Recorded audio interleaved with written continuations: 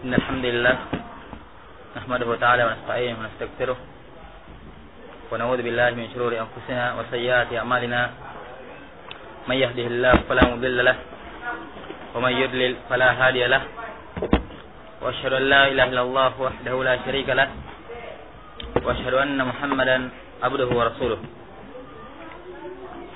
يا أيها الذين آمنوا اتقوا الله حق تقاته ولا تموتن إلا وأنتم مسلمون أما بعد.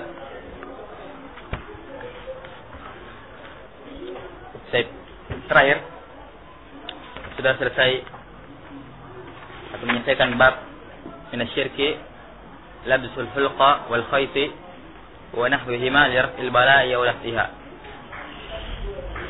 Bab tentang termasuk dari kesyirikan menggantung sesuatu yang berbentuk lingkaran wal khayta atau benang-benang untuk menolak bala atau untuk mengangkat bala tersebut. Nah, dan saya sudah berikan kesimpulan bahwasanya hukum orang yang menggantung-gantungan apa saja bahannya, terbuat dari apa saja gantungan tersebut, apakah bentuknya lingkaran, persegi, atau dari tali atau yang lainnya, apakah digantung di tangan, di leher, di kaki, di dada maupun di perut. Kalau fungsinya untuk menolak bala atau untuk mengangkat suatu bala, mengangkat suatu mudarat, maka hukumnya syirik asgar, syirik kecil. Itu kalau dia meyakini Allah yang mengangkat mudarat, Allah yang melepaskan dia dari bala tersebut dengan sebab benda tersebut. Nah, ini syirik asgar karena telah menetapkan suatu sebab yang Allah Ta'ala tidak pernah menetapkan hal itu sebagai sebab. Kemudian yang kedua, kalau dia meyakini benda itunya yang memberikan manfaat atau menolak bala tanpa izin dari Allah, maka ini syirik akbar, mengeluarkan pelakunya dari agama Islam. Jadi begitu rincian hukumnya. Sekarang kita masuk pada bab selanjutnya, masih berhubungan dengan hampir mirip dengan bab sebelumnya. Kata beliau bab ma jaa fir ruqa wat tamaim. Bab apa-apa yang datang penjelasannya tentang ruqyah dan tamimah. Jadi apa-apa yang datang tentang larangan. Tentang larangan dari ruqa. Bentuk-bentuk ruqyah yang dilarang. Wat tamaim dan tamaim. Dan apa namanya? Jimat-jimat. Tamimah.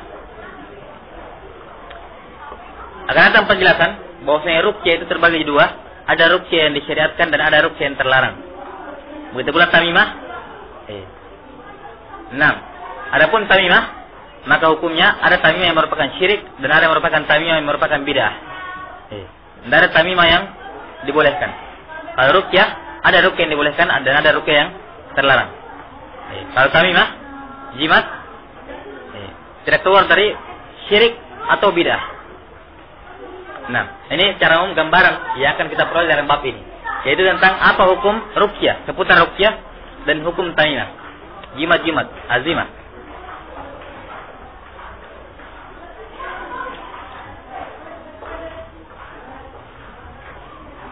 Adapun pengertian ruqyah dan tamimah akan datang nanti penjelasannya dari perkataan Imam Syekh Muhammad Ibn Abdul Wahhab rahimahullahu taala. Kita lihat pada hadis yang pertama. Fi sahih an Abi Bashir al-Ansari radhiyallahu anhu annahu kana ma'a Rasulillah sallallahu alaihi wa ala alihi wasallam fi ba'd asfarihi fa arsala rasulan alla yabqayanna fi ruqbati ba'irin qiladatun min watarin aw qiladah illa qutiyat. Kata beliau dalam as-sahih, dalam kitab yang sahih, kalimat beliau dalam as-sahih ini umum, bukan dindingkan dengannya riwayat Bukhari atau Muslim saja.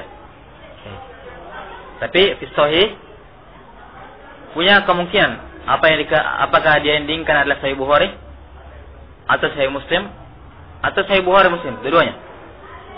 Nah, dan di sini ucapan beliau fi sahih maknanya adalah riwayat Bukhari dan Muslim. Karena hadis ini diriwayatkan oleh Imam Al-Bukhari dan Imam Muslim. Kata beliau dari sahabat Abu Bashir Al-Ansari.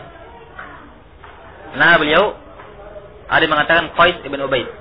Walaupun diperselisihkan siapa nama beliau. Dari sahabat Abu Bashir Al-Ansari radhiyallahu anhu, beliau berkata atau bahwasanya dia pernah bersama Nabi, bersama Rasulullah sallallahu alaihi wasallam pada sebagian safar, pada sebagian perjalanan beliau. Ikut. 6. Sudah jelas perjalanan apa sini, apakah pergi perang atau sekedar perjalanan?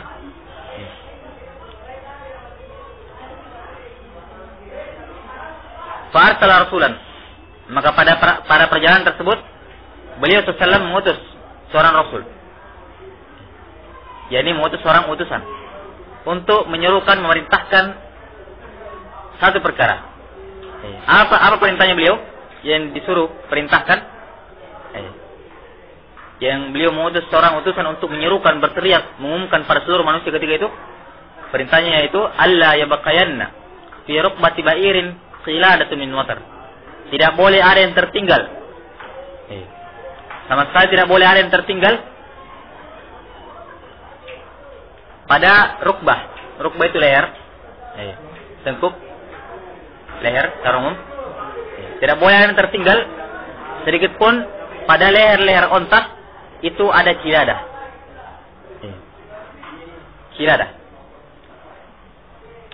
Qiladah itu semacam kalung. Asalnya qiladah kalung yang dipakai di leher itu dikatakan dengan qiladah. Nah, jadi tidak boleh di leher onta ada qiladah. Ada yang pakai seperti itu, dikalungkan di leher ontanya min watar. Watar tali busur. Tali busur.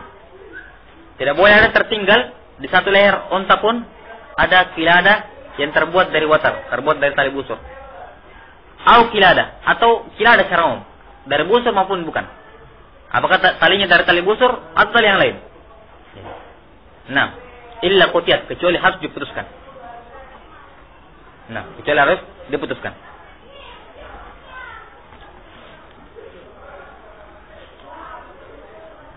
Baik. Ini hadis yang pertama yang beliau bawakan dalam bab ruqyah dan tamam ini. Sebelumnya, perlu anda mengetahui bahwasanya keyakinan orang-orang musyrikin di zaman dahulu mereka memakai ruqyah dan tamimah ini untuk melindungi mereka dari ain. Ain itu walaupun ada penyakit-penyakit sihir-sihir yang lain, cuma ini yang paling sering. Ain itu pandangan mata seorang yang hasad kepada suatu benda, atau seseorang. Misalnya dia lihat ada orang yang sangat indah wajahnya, dia lihat dengan pandangan hasad. Mata hasad tersebut dipermainkan syaitan ikut campur dalam pandangan tersebut. Kemudian tiba-tiba wajah orang tersebut yang dilihat menjadi rusak. Dan ini hak. Atau misalnya dia lihat rumah yang sangat megah,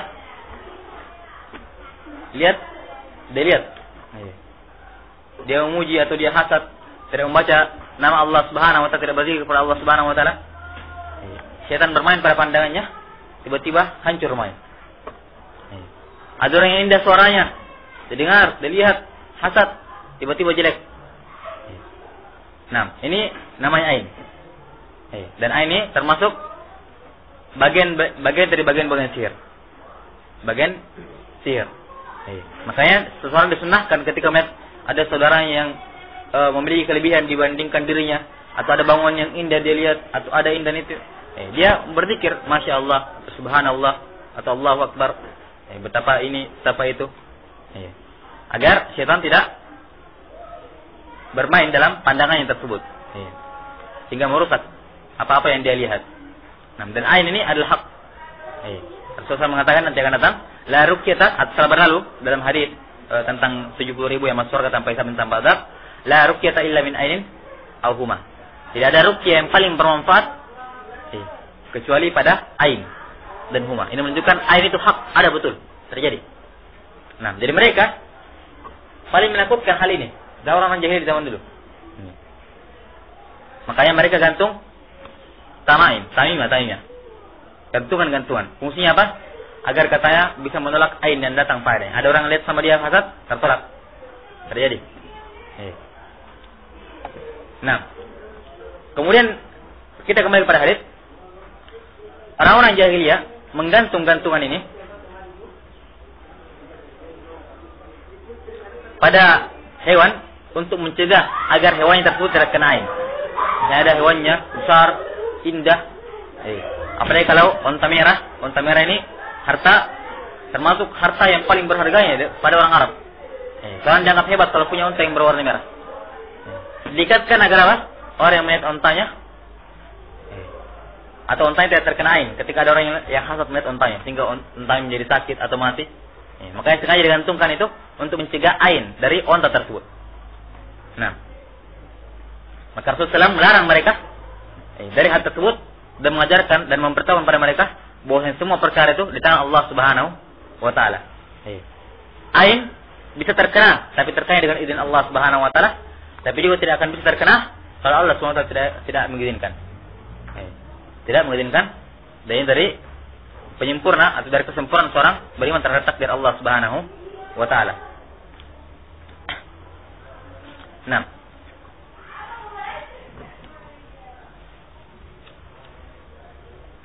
jadi sini syahidnya jelas ya, bahwasanya orang jahiliyah menggantung gantungan tersebut pada onta untuk mencegah terkena ain. Dan Rasulullah mengatakan tidak boleh. Ada yang tertinggal pada onta-onta, pada leher-leher onta tersebut, gantungan-gantungan, kecuali diputus ke seluruhnya. Terserah, gantungannya terbuat dari watar, terbuat dari tali busur, atau yang lainnya. Dan di sini tentunya kita jangan memahami sesuai dengan konteks keadaan beliau ucapkan. Sahabul wurudnya tidak. Karena kaidah yang berlaku adalah yang menjadi ibrah itu adalah keumuman lafaz, bukan sekedar terkhususnya sebab. Artinya suatu hadis tidak berlaku, bukan diberlakukan hanya pada sebab kenapa Nabi ucapkan kejadian itu. Maka jangan dipahami hadis ini, nanti dilarang kalau digantungkan pada unta. Kalau kita yang pakai tidak apa-apa. Berdasarkan dengan konteks ini. Jangan. Karena di sini konteksnya umum. Artinya kenapa beliau melarang ini? Kenapa? Karena mereka ingin menolak ain. Ini yang menjadi umumnya, keumumannya. Jadi Rasulullah melarang mereka menggantung-gantungkan suatu benda-benda di leher onta. Kenapa? Karena mereka meyakini dengannya menolak ain. Kalau seandainya sekedar digantung untuk menandai, ini kambing saya, ini onta saya, atau saya gantung, untuk ini dan itu, tidak ada fungsinya apa-apa, tidak masalah. Seperti orang sekarang hewannya dipasangkan tali di lehernya supaya gampang ditarik misalnya, atau untuk menandai, tidak masalah itu. Nah, maka ini menjadi bukti bahwasanya kita tidak permasalahkan ontanya dan tidak pula permasalahkan talinya. Jadi permasalahan adalah maksudnya menggantung, kan begitu? Yang menjadi ibrah patokan adalah maksudnya kenapa dia menggantung. Yaitu karena dia menginginkan dengannya menolak ain dari hewan tersebut. Oleh karena itulah ini yang menjadi patokan. Oleh karena itulah dimanapun digantung, apapun bahannya yang digantung, kalau maksudnya untuk menolak ain, masuk dalam kategori larangan dalam hal ini. Apakah dia gantung tersebut di mobilnya? Nah, mobilnya ada yang gantung gambar-gambar, ada yang gantung tasbih. Terserah maksudnya ya, tasbih dengan sekedar hiasan atau tidak. Kalau dia untuk menolak bala, ini masuk dalam kategori ini. Ada yang menempel di motornya, di mobilnya, ayat-ayat Al-Quran. Terserah maksudnya. Jadi kalau dia maksudkan untuk menolak ini, maka masuk dalam kategori ini. Menggantung di rumah-rumah gantungan-gantungan. Nah, ini semua masuk. Memasang ayat Al-Quran dengan maksud untuk mengusir katanya dipasang di depan rumahnya. Nanti akan datang pembahasan tentang apa hukum menggantung-gantungan dengan Al-Quran itu. Jadi sekarang ini pembicaraan saya dengan Al-Quran. Nah, jadi dimanapun digantung, di tangan, di leher, atau di benda, atau di hewan, di rumah, di mobil, dan terbuat dari apapun bahannya, maka masuk dalam kategori ini sepanjang dia ingin menolak ain. Atau kita umumkan bukan sekedar ain, yang mirip dengan ain, bala. Sebenarnya dalam bab yang telah terdahulu, bala secara umum. Sebenarnya bab ini masuk dalam kategori bab terdahulu. Cuman karena saking banyak yang terjadi ain ini, maka boleh buat bab tersendiri. Sebenarnya ain masuk dalam kategori bala, kan? Telah masuk pada bab yang terdahulu. 6.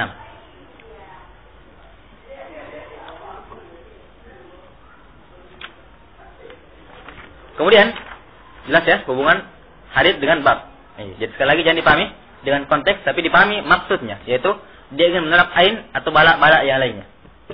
Nah, kemudian hadits yang kedua, wa Ibnu Mas'ud radhiyallahu anhu qala sami'tu Rasulullah sallallahu alaihi wasallam yaqul inna ruqa wat tamaima wati wala tasyirkun rawahu Ahmadu wa Abu Dawud.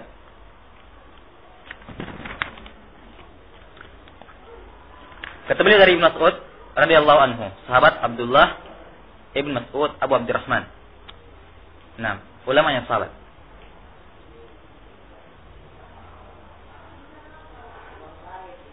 Yang ketiga ada orang yang memperolok-olok beliau dengan kecilnya kedua betis beliau. Maka Rasulullah bersabda, demi yang jiwa kepada tangannya, lahuma asqalu fil mizan min Uhud. Sungguh kedua betisnya Ibnu Mas'ud lebih berat di timbangan daripada gunung Uhud, dan termasuk ulama yang sahabat. Ya, sampai Abu Musa al-Asy'ari tidak berani menegur, sebelum berani menegur orang yang berzikir berjamaah itu sampai minta pendapatnya Ibnu Mas'ud terlebih dahulu. Padahal Abu Musa al-Asy'ari ini adalah ulama juga, dikirim ke Yaman sendirian Rasulullah SAW, atau dikirim bersama Ali bin Abi Thalib ke Yaman. Ya, menunjukkan ulama juga hebat. Tapi berhubung Ibnu Mas'ud masih hidup, belum menyerahkan kepada Ibnu Mas'ud radhiyallahu ta'ala, menunjukkan ketinggian dan kedudukan beliau di tengah para sahabat. Kata beliau, sami'tu Rasulullah sallallahu alaihi wasallam, saya mendengar Rasulullah sallallahu alaihi wasallam bersabda, innar ruqa, sesungguhnya ruqyah, wat tamaim, tamimah. Sekali sebelum saya tambah, saya ulangi. Ruqyah di sini bukan yang saya inginkan dengannya ruqyah yang kita mahar sekarang. Nah, ada acaranya di televisi ruqyah. Bukan itu, bacaan-bacaan bukan. Nah, ruqyah di sini akan datang nanti penjelasannya, dia juga bentuk gantungan-gantungan. Maka beda, bukan ruqyah yang kita inginkan bacaan Al-Quran. Nah, sungguhnya ruqyah, wat tamaim, tamimah, jimat, wat tiwalah akan datang sejenis pelet. Semuanya syirkun, semuanya adalah bentuk-bentuk kesyirikan. Rawahu Ahmad wa Abu Dawud. Haditsnya sahih, riwayat Imam Ahmad dan Imam Abu Dawud. Nah, hadits ini memiliki kisah. Dalam riwayat Abu Dawud disebutkan kisah kenapa Ibnu Mas'ud membawakan hadits ini. Nah, bahwasanya Zainab, istri Abdullah bin Mas'ud, istri beliau bernama Zainab, pernah berkata, sesungguhnya Abdullah, yakni Abdullah bin Mas'ud suaminya, pernah melihat di leherku ada sebuah tali. Maka dia bertanya, apa ini? Maka saya pun menjawab, kata istrinya, ini khaitun. Ini adalah tali benang yang saya diruqyah dengannya, padanya. Jadi artinya benangnya yang dibaca-bacai, diruqyah padanya, baru disuruh pakai. Sama ke istrinya Ibnu Mas'ud itu. Nah. Kalau sekarang ya macam-macam. Kadang dibacai, kadang disiramkan air, kadang dicampurkan masukkan ke air yang berisi bunga misalnya. Atau macam cara. Ya, talinya setelah misalnya diberikan penjagaan pada tali itu disuruh pakai. Nah, maka istrinya berkata, maka Abdullah bin Mas'ud mengambilnya kemudian memutusnya. Kemudian beliau memutus. Kemudian beliau berkata, antum ala Abdullah al-agniya wa nisyir. Kalian wahai keluarga Abdullah, yakni keluarga beliau, itu sangat kaya, sangat tidak butuh terhadap kesyirikan. Sesungguhnya saya mendengar Rasulullah SAW bersabda, sesungguhnya ruqyah, tamimah dan tiwalah itu adalah syirik. Nah, kemudian istrinya berkata, dulu mataku pernah takzab, semacam kena lemparan sehingga sakit. Maka saya pun pulang balik kepada seorang dari Yahudi.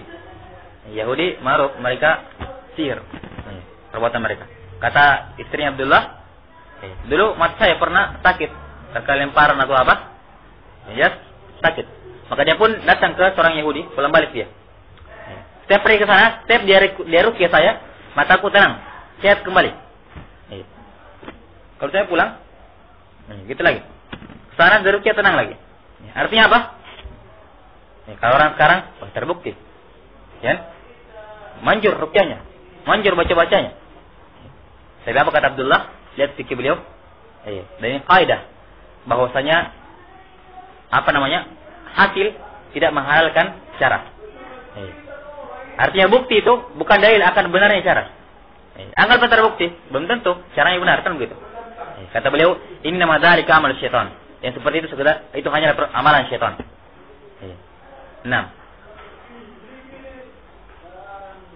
Dia syaitan tersebut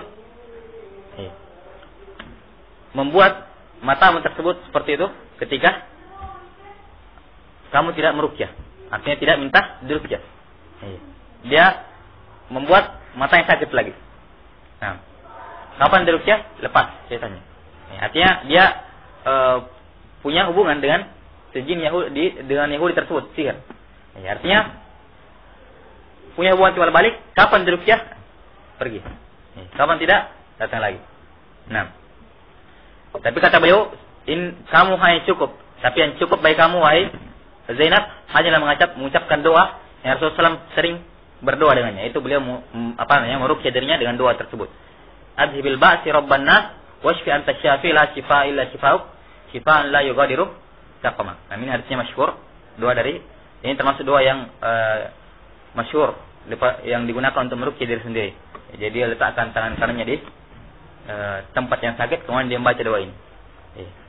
Nah, sakit apa saja, gigi, perut, atau dia pusing, atau seakan-akan dia terkhayalkan suatu sihir dan lain-lainnya, maka dia letakkan pada tangannya atau badannya yang sakit tersebut, kemudian dia membaca ini, adhil ba's,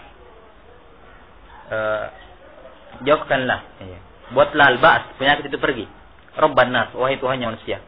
Washfi anta syafi, sembuhkanlah sungguhnya engkau yang maha menyembuhkan. La shifa illa shifauk, tidak ada kesembuhan kecuali kesembuhanmu. Shifaun la yughadiru saqama, kesembuhan yang tidak menyisakan penyakit setelahnya.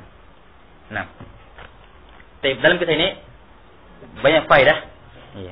Dan antaranya bolehnya seorang pemimpin rumah tangga merubah kemungkaran, atau wajib seorang pemimpin rumah tangga merubah kemungkaran dalam rumah tangganya dengan tangan kalau perlu.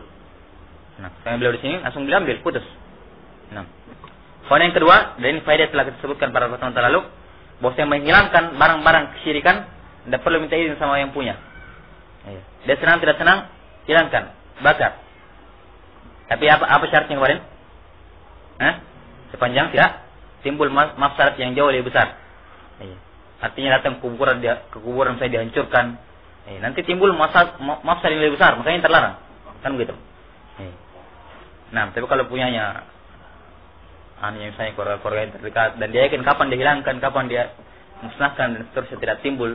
Ada mudarat, jelas ada mudarat, cuma tidak terlalu besar misalnya. Paling tinggi dimarahi, paling tinggi nilainya, maka ini tidak bermasalah, bisa dilaksanakan. Nah, kenapa? Karena kesyirikan ini adalah perkara yang sebesar-besar perkara. Bahayanya. Di sini beliau tidak tunggu pada istrinya, dicabut atau tidak. Dan juga kemarin Hudzaifah bin Yaman, beliau datangnya pada orangnya, langsung beliau cabut. Nah, supaya dia mampu dan tidak menimbulkan kemungkaran yang jauh lebih besar. Kemudian juga di sini kita lihat bagaimana tipuan syaitan kepada manusia. Nah, seakan-akan hal tersebut terbukti nyata, sehingga manusia pun menjadi yakin akan kebenaran perbuatan syirik tersebut. Nah, dan juga dari sini kita mengambil pendalilan bahwasanya terbuktinya suatu perkara tidak menunjukkan benarnya hal tersebut. Tidak menunjukkan benarnya hal tersebut. Nah, terbukti benar ramalannya, terbukti tepat, tidak menunjukkan benarnya. Nah, karena yang diukur adalah caranya dia sampai pada hal tersebut.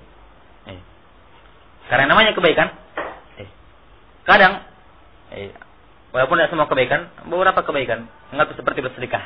Bersedekah, orang bisa bersedekah dengan cara yang baik, dengan cara pun ijazah pun bisa. Kan begitu. Ada yang bersedekah dari hasil bekerjanya, ada yang bersedekah dari hasil mencurinya. Tapi bersedekahnya tidak menghalalkan pencuriannya tersebut. Kan begitu. Nah, kemudian di sini doa dari Rasulullah SAW yang beliau syariatkan. Kemudian juga di sini uslub dari cara mengajar seorang. Kalau dilarang dari sesuatu, jangan ini. tapi laksanakan ini. Jadi jangan sekedar melarang, tapi berikan jalan keluarnya apa. Karena ada orang kalau dilarang, kalau begitu apa yang saya laksanakan? Kalau saya dilarang ini. Nah, akhirnya karena dia tidak mau menerima dan seterusnya. Maka seorang alim, dia pandai-pandai untuk mengarahkan orang yang bertanya atau orang yang dia ingin tegur kepada suatu perkara yang bermanfaat. Karena namanya pelanggaran beda, pasti ada ketaatan yang mirip dengannya. Maksud saya, kapan kita meninggalkan itu bisa kita arahkan kepada kebaikan yang lebih mudah dari kejelekan tersebut.